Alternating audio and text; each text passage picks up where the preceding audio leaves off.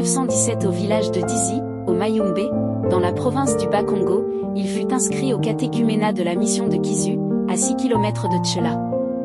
Il fut baptisé le 31 janvier 1925, eut sa première communion le 1er février et reçut la confirmation le 10 juillet de la même année. Son père s'appelait Mvubu Chiku, qui, ayant acquis dans sa jeunesse des notions de portugais, avait émigré vers le Cabinda durant plusieurs années en y faisant l'interprète des commerçants ambulants de sa région. Il y fit fortune et rentra à Tchela, où il se maria à Mavangu Poba à qui lui donnera une abondante progéniture, dont Joseph Kassavubu. Sa situation prospère ayant suscité la jalousie, il se retira du village pour aller s'installer à l'écart. Certains récits font état d'un cas de médisance lui attribuant des pratiques sorcières du fait qu'une domestique qui vivait chez lui était gravement malade. Il se résolut de défier l'opinion. Il demanda de boire du poison rituel des mains du chef du village. Il vomit abondamment après avoir consommé le poison, mais sans trépasser. Ceci était un signe d'innocence. Ce même jour-là, son épouse donna naissance à un beau bébé à qui le père, en souvenir de ce qu'il venait de vivre, donnera le nom de Kassa qui signifie poison, ou épreuve, ou jugement. L'orthographe correcte est Nkassa, et Mvumbu, qui implique l'idée de « ce dont il s'agit ne vous regarde pas ». Cependant, le dit bébé avait une peau, si anormalement claire, et des petits yeux comme un chinois, que l'on soupçonna sa mère de s'être méconduite. Il s'ensuivit une enquête coutumière qui ne révélera rien de délictueux dans le chef de la mère. Kassavubu, qui était 8e enfant et dernier garçon de la famille, connut à peine sa mère qui mourut quand il n'avait que 4 ans. En 1925, il a 12 ans, il est baptisé et commence des études primaires à la maison de Kizu, tenue par des missionnaires de Cheux. Son père mourut aussi en 1936. C'est son frère aîné Nsambu Michel qui exerça sur lui une influence décisive.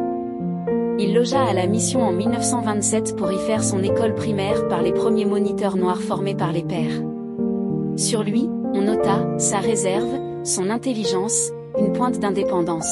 Quand le jeune homme termina sa 4e année, il fut sélectionné dans un recrutement ecclésiastique, parmi les meilleurs et les plus intelligents des élèves pour être envoyé au petit séminaire de Mbatakiela où il resta 8 ans, de 1929 à 1936. Ce petit séminaire de Mbatakiela était une sorte de monastère d'assez fière allure, lieu choisi, silencieux et paisible. Les conditions de vie y étaient très dures, les heures se passaient en prière, méditation, office et corvée. Kassavubu était un élève brillant, doué pour la religion et surtout pour les mathématiques. Il excellait aux travaux d'analyse et de synthèse, décomposant les données du problème, les classant, étudiant leurs relations pour se faire un chemin jusqu'à la solution. En 1934, pour la classe de 3e, Kassavubu eut comme condisciple un certain Joseph Malula, le futur cardinal. Sur les 30 élèves qui débutèrent le cycle en 8e, il n'y eut que 6 à la fin de cycle. En dernière année, Kassavubu sortit 2e de la promotion. Les compagnons qui terminèrent avec Joseph Kassavubu le petit séminaire se souvenaient de lui comme un garçon d'une grande réserve, calme, tranquille, mais l'esprit jamais en repos. D'une prudence extrême, il ne répondait aux questions de ses maîtres que sûr de sa réponse. Le professeur avait beau faire et le traiter d'entêté, il n'obtenait de lui qu'une réponse juste ou le silence. Les élèves l'avaient surnommé Kiboba, c'est-à-dire le vieux. Ses loisirs passaient en lecture. Quelquefois, il jouait au ballon, mais mal. Tous les 6 finalistes de Mbatakiela demandèrent d'aller au grand séminaire de Kabwe au Kasaï. Le groupe passe par Léopoldville où il loge à Sainte-Anne. Ils sont bien accueillis à Kabwe. Ici les corvées ne sont plus imposées, mais volontaires. Les exercices spirituels et les travaux manuels prennent le pas sur les études qui durent 8 ans, dont 3 de philosophie après lesquelles on prend la soutane, puis 5 ans de théologie avant d'être consacré prêtre. Kassavubu sera chassé en 3e année après avoir terminé brillamment les examens de fin d'année. À la veille de Noël 1939, alors que tous les séminaristes se préparaient à prendre les vacances de fin d'année, le père recteur Kettel le fait venir et dit « Vous partez ce soir. Il est préférable que vous travailliez, dans le monde. Votre évêque en a décidé ainsi. Préparez vos bagages. » La nouvelle se répandit et créa de la peine aux autres séminaristes. Kassavubu en est mortifié. Il en gardera une blessure douloureuse toute sa vie. Son visage ne trahit pas sa souffrance atroce, il resta d'apparence calme. C'était cela aussi son caractère, ne pas montrer sa douleur. Pour expliquer ce renvoi, il y avait d'un côté de son esprit qui demeurait rebelle à tout enseignement des missionnaires. Au cours d'un entretien que Kasavubu avait eu avec le père Auguste Séverin, son directeur spirituel, le jeune homme avait poussé la franchise jusqu'à souligner la discordance entre l'attitude de certains missionnaires et l'enseignement évangélique. Le père demeura silencieux un long moment. Le rapport du père spirituel, associé au caractère rebelle du jeune homme, explique probablement ce renvoi. Il n'était pas facile de se reclasser pour un jeune séminariste chassé pour indiscipline. Pire, Kasavubu n'avait jamais songé à un autre métier, tant il était sûr d'entrer dans les ordres. Après le grand séminaire, il fut renvoyé à son évêque Van den Hove qui accepta sans joie de l'employer comme commis aux Écritures à la mission de Kangoo. Après les heures de travail, le jeune Kasavubu âgé de 26 ans suivait des cours de moniteur. Comme secrétaire à la mission, il devait surveiller les catéchumènes, les accompagner à l'église, y diriger les prières, écouter les palabres des paroissiens et faire rapport au père. Son salaire était minable, soit 80 francs par mois. Ayant sollicité l'amélioration, on la lui promet quand il sera devenu moniteur. À la veille de la Noël 1940, il reçoit son diplôme de moniteur en étant le premier. Il est nommé titulaire de la classe de 6e à l'école normale. Jusque-là, cette classe était confiée aux frères des écoles chrétiennes qui avaient décidé de quitter Kangoo suite à une divergence avec les chutistes sur des questions de salaire et de programme. Kasavubu fut le premier noir à enseigner dans cette classe. Kasavubu innove, il donne tous ses cours en français. Cela fait sensation. L'atmosphère lui semble hostile, il se sent toujours épié et surveillé. On a toujours une méfiance envers ce séminariste renvoyé. Il s'en plaint auprès de son supérieur, qui s'exclame faussement « Nous avons confiance en vous ». Après 3 mois de patience, il repose la question du salaire, Monseigneur s'énerve carrément, et à ses propos quelque peu prophétiques, « Je ne veux pas créer ici de petits présidents ». C'est encore cet évêque qui avait décidé de son renvoi de Kabwe. Kasavubu craque littéralement. Alors, il lui adresse une lettre au vitriol, une lettre vérité où il fait parler son cœur. Quant à mes difficultés, je ne vous les dirai plus car ce sont des choses en l'air, des irréalités. J'ai rencontré les plus terribles, le mois passé et en ces jours touchant les conditions les plus nécessaires à la vie. Ce sont les petites difficultés devant vos yeux, je vois clairement maintenant pourquoi certains anciens séminaristes luttent indirectement contre les missions par le scandale public. Vous ne comprenez pas nos difficultés, parce que vous ne les avez pas vécues et vous pensez que tout le monde est dans les mêmes conditions de vie que vous. Nous travaillons pour le bon Dieu, dites-vous ? Le bon Dieu n'est pas un tyran, il donne à ses serviteurs les moyens de le servir.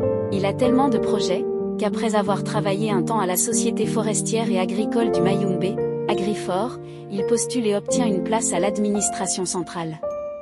Quant à la possibilité d'exprimer les idées qui le tenaillent, il scrute une occasion, qui lui sera offerte par Jean Bolikango, celui qui devient son adversaire plus tard lors de l'élection présidentielle du 24 juin 1960, au Parlement. Bolikango était président d'une multitude d'associations d'anciens élèves entre autres, ADAP, Asanef, UNELMA. En 1945, il crée l'Union des intérêts sociaux congolais, UNISCO, pour combattre les discriminations raciales et l'amélioration des conditions des Congolais. Le président de l'UNISCO, Eugène Kabamba qui travaillait aux finances, appréciait Kasavubu et l'intéresse au projet.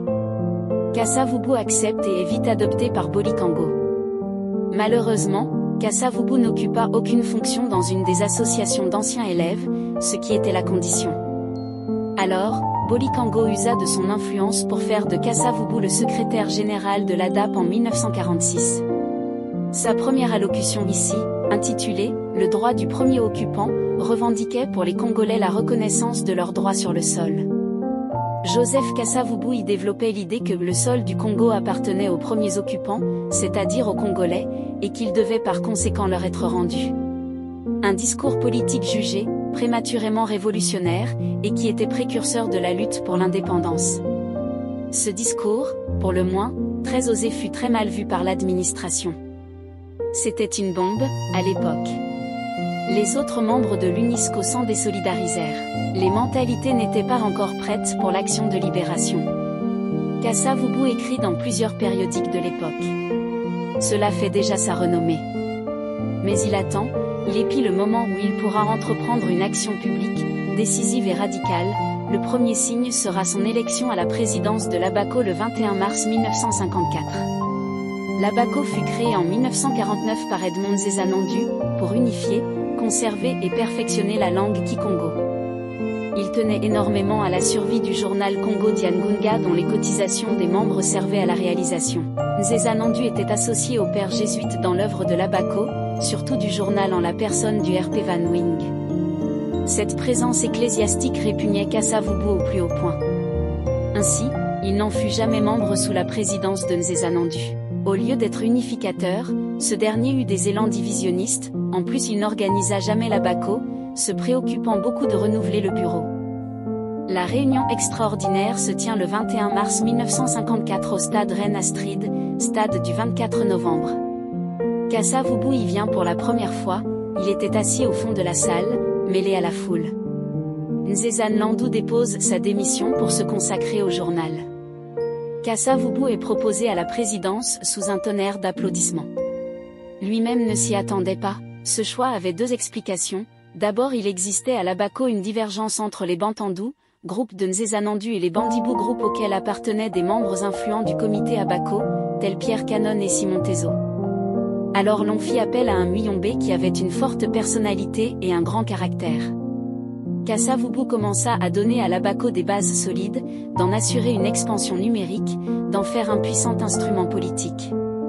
La parution à Léopoldville, le 1er juillet 1956 du manifeste de conscience africaine allait lui donner enfin la possibilité dont il rêvait depuis tant d'années, de réagir, et d'exprimer publiquement ses opinions. En janvier 1956 sortit du plan Van Bilsen de décolonisation de 30 ans. Un cercle d'études des intellectuels congolais autour de l'abbé Malula, ancien collègue de Kassa-Vubu à Mbatakiela et futur cardinal, comprenant Iléo, Ngalula, Ngwenza sortit le « Manifeste de la conscience africaine ». Ils appuyaient les idées de Van Bilsen. Ils étaient opposés aux partis politiques dont la caractéristique est la division, alors que les Congolais ont besoin d'union. L'Abaco réagit immédiatement pour démontrer qu'il y a des partis politiques congolais bien implantés. Des commissions sont constituées pour étudier ce manifeste. Les résultats seront publiés le 23 août 1965 lors d'une assemblée générale dans les locaux de la population noire, en face du terrain de basket du Stade des Martyrs, chez Paulino, devant une foule immense. Ce sera le manifeste de l'Abaco qui exige l'indépendance immédiate. Le mot magique et tabou est lancé. Léopoldville, qui est habité majoritairement des Bakongo, c'est l'enthousiasme et le délire. L'administration coloniale prend peur et panique, même cas pour certains groupes des missionnaires et quelques intellectuels congolais. Cette union sacrée contre-attaque en diabolisant Kassa-Vubu et l'Abaco, ce sont des tribalistes, des séparatistes qui ne demandent l'indépendance que pour le Bas-Congo. Toute l'année 1957 fut meublée par un combat sourd et éprouvant de l'Abaco et les fédérations ethniques du Haut, des Mongos, des Bangalas appuyés par l'administration coloniale. Kassa-Vubu devient la bête noire, l'homme à abattre. Les Européens craignaient énormément le roi Kassa plus que tout autre leader congolais vu sa constance dans le rejet extrémiste de la colonisation et surtout le poids humain et la discipline de l'Abaco à Léopoldville. Aux élections municipales du 8 décembre 1957, l'Abaco remporte 130 sièges des conseillers sur 170, soit 78,2. Pour Kassa-Vubu, c'est un triomphe. Il deviendra bourgmestre de Dandal, l'actuelle commune de Kassa-Vubu. Le jour de son installation, le 20 avril 1958, une grande cérémonie est faite à l'actuel rond-point Gambela devant une impressionnante foule et le premier bourgmestre belge, Torder. Le discours de Kassa-Vubu crache du venin sur la colonisation, la foule exulte, mais les Belges présents se lèvent et partent. Le nouveau bourgmestre refuse de hisser devant sa maison les couleurs belges, il ne veut pas que l'on puisse croire que ce drapeau ait quelque raison d'être planté au Congo. Seul le drapeau bleu à étoile d'or, le vieux drapeau de l'État indépendant du Congo trouve grâce à ses yeux. Les premières élections législatives organisées sur l'ensemble du territoire national en 1960 connaissent la victoire du MNC au Lumumba sur l'Abaco de Kassa-Vubu qui remporte, néanmoins, tous les sièges dans le Bas-Congo et 3 sièges sur 4 à Léopoldville. Aucun parti n'ayant obtenu une victoire suffisante pour gouverner seul, 2 principales coalitions politiques se forment, l'un autour du mouvement national congolais, MNCL, de Patrice Lumumba, l'autre sous l'appellation Cartel d'Union nationale, autour de Kassa-Vubu. Les deux coalitions représentées au Parlement se partagent le pouvoir, Lumumba forme le gouvernement en tant que premier ministre, et Kasavubu devient le tout premier président de la jeune République. Quelques jours seulement après l'indépendance, le gouvernement est secoué par une mutinerie de la force publique, l'armée belge intervient pour protéger le résident belge resté au Congo, et soutenir la sécession, 11 juillet 1960, de la province du Katanga sous Moïse Tshombe. Kasavubu et Lumumba font venir les casques bleus des Nations Unies, qui ne parviendront pas à restaurer l'autorité de l'État. Il eut des folles rumeurs dans les médias occidentaux que Lumumba allait faire venir les troupes soviétiques pour restaurer l'autorité de l'État. Le 5 septembre, avec le soutien de la force publique, Kasavubu révoqua Lumumba qui, à son tour le révoqua aussi. En octobre, Mobutu fait son premier coup d'État militaire, avec l'appui tacite de Kasavubu, en formant le gouvernement des commissaires généraux, et, plus tard, en négociant la nomination de Tshombe comme Premier ministre en 1964. Mais le même Mobutu fera encore un deuxième coup d'État en reversant Kasavubu, le 24 novembre 1965. Il est décédé, pauvre, le 24 mars 1669, en résidence surveillée à Boma. Le régime militaire, en place à l'époque, aurait refusé d'autoriser son évacuation pour des soins appropriés à l'étranger. Vie privée peu connue du public, la vie privée du président Kasavubu n'offrait cependant rien de bien mystérieux, elle était tout entière marquée de discrétion et de simplicité, de discipline et de travail. Le président était matinal, et se levait tous les jours à 5 heures, de manière à entendre les premières nouvelles. Il travaillait ensuite à son bureau de la résidence jusqu'à 7 heures. Les heures calmes et paisibles étant propices à la réflexion. C'est alors qu'il prenait la plupart de ses décisions, notamment en signant les textes et décrets soumis à sa signature et qu'il avait pu parcourir la veille. Ensuite, il prenait son petit déjeuner en famille et s'apprêtait à se rendre à Kalina, Gombe, où se trouvait son cabinet, actuel ministère de l'Intérieur. Il y arrivait d'habitude vers 8 heures. Chaque matin avait lieu la réunion du cabinet. Le président distribuait le travail et remettait à chacun, dûment annoté, les documents et les pièces qu'il s'agit de traiter. Aussitôt après, c'est le défilé des audiences, ambassadeurs, ministres, hommes politiques, personnalités de passage se succédaient, souvent jusqu'à midi, et parfois au-delà dans le bureau présidentiel. Rentré chez lui, le président prenait son dîner. Ensuite, quand le temps était favorable, il aimait se rendre avec son épouse, Hortense Kasavubu Ngoma Masunda, dans le parc pour s'y reposer à l'ombre des arbres. C'est l'après-midi que le président recevait solennellement les ambassadeurs qui venaient lui présenter leurs lettres de créance. Le reste de l'après-midi est consacré à la correspondance, à l'étude des dossiers, à la lecture de la revue de presse. Comme le disait avec humour le président, quand les enfants rentrent de l'école, ils commencent leurs devoirs, tandis que moi, je continue les miens. Quand le travail ne le retenait pas jusqu'à une heure plus avancée de la nuit, le président se couchait vers 9 heures. Ses loisirs, le président Kasavubu les consacrait de préférence à travailler dans les champs qu'il possédait au-delà de Ndjili. Il n'hésitait pas à mettre lui-même la main à l'ouvrage, et maniait tout aussi bien la machette que le sécateur. Les jours où ses enfants sont en congé, il aimait à passer la soirée en famille, à regarder des films qu'il faisait projeter chez lui, d'autres fois, la télévision. Hors de l'exercice de ses fonctions, le président Kasavubu circulait d'habitude dans une démocratique Volkswagen. Ses goûts sont simples. Il ne fumait pas, ne buvait d'alcool que rarement, les soirs de réception point méthodique et infatigable, il n'a accepté de prendre quelques vacances que sur l'ordre formel de ses médecins, et il dira ce jour-là, « C'est mon premier congé depuis 1955 ». Et il ajoute en riant, à part bien entendu les 2 mois qui ont suivi les événements du 4 janvier 1959. C'est un homme d'État qui appréhendait la dimension morale de la politique, et refusait les compromissions dégradantes, auxquelles le pouvoir conduit parfois ceux qui ne voient dans l'autorité qu'une occasion de puissance, et d'enrichissement rapide. J'espère cette vidéo a été édifiante, n'hésitez pas surtout d'aimer et partager pour une large diffusion, et si vous avez d'autres éléments sur notre premier président, please faites-le moi connaître aux commentaires, merci.